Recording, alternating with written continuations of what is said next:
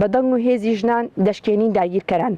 لەسەر ناوی هەڵمەتی ژنان لە دژی داگیرکەری تورکیا تەواوی هێرشەکانی سەرخاکی باشووری کوردستان بە تایبەتی هێرشی سەر کەرکووک و خواردکورکیە و داگیرکردنی وڵاتەکەمان و وێرانکردنی گوندەکانمان و بردومانکردنی خەڵکی گوندنشین لەلایەن سوپای تورکی فاشستەوە ڕسوا و شەرمەزار دەکەین.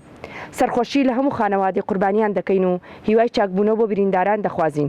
وەک هەموو لایەک ئاگادارە دەوڵەتی تورکیا نزیکەی 100 ساڵ زیاترە وەک دژمنێکی استراتیژی گەلی کورد بەردەوام داگیرکاری زۆر قوڵ و بەرفراوان لەسەر تەواوی کوردستان بەڕێوە دەبات.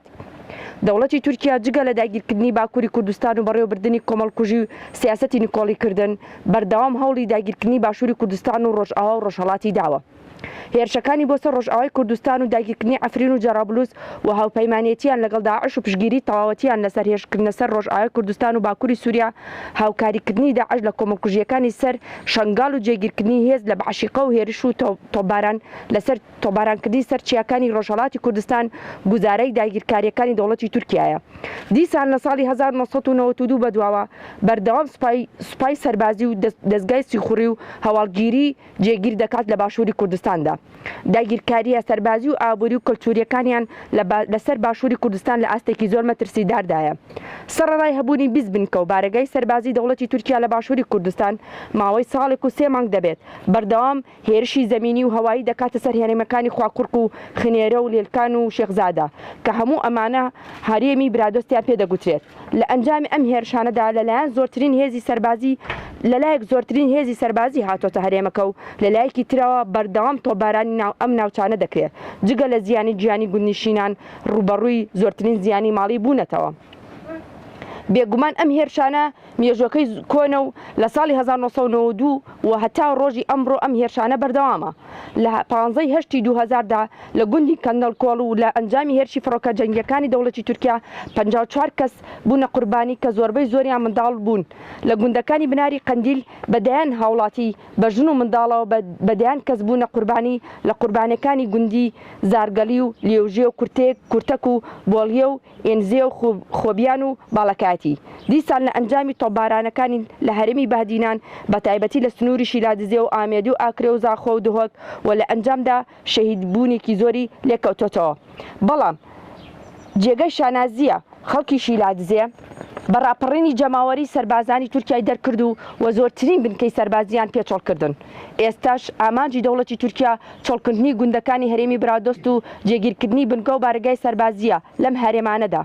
لە ساڵی پاردا بە ئاشکرا هاتنی سەربازی تورک بۆ ناو گوندەکانی بەرمێزەوە هەوڵدانیان بۆ بەرتورکردن و داسەپاندنی جاشایەت و نۆکرایەتی لەسەر خەڵکی گوند پەڵەیەکی تری ڕەشە بە نێوچەوانی حکوومەتی هەرێمی کوردستان بە تایبەتی هێزی دەسەڵاتدار لەو هەرێمەدا کە هاوکار بوون.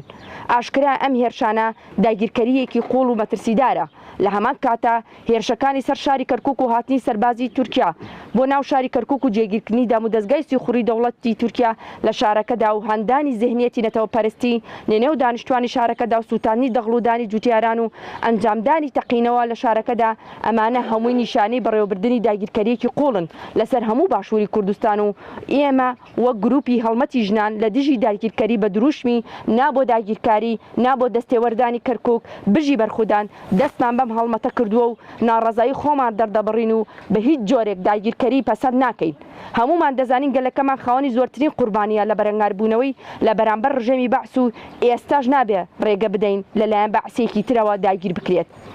ئێمە وەک ژنانی پشگیری بەرخودانی گەل و گەریلا و شۆڕگێڕان دەکەین و هاتووین بۆ پشتیوانی و پشگیری لە ژنان و منداڵانی ئاوارە و زیان لێکەوتوانی ئەم هێرشە. هەر بۆ ئەم مەبەستەش چەند داواکاریەکمان هەیە.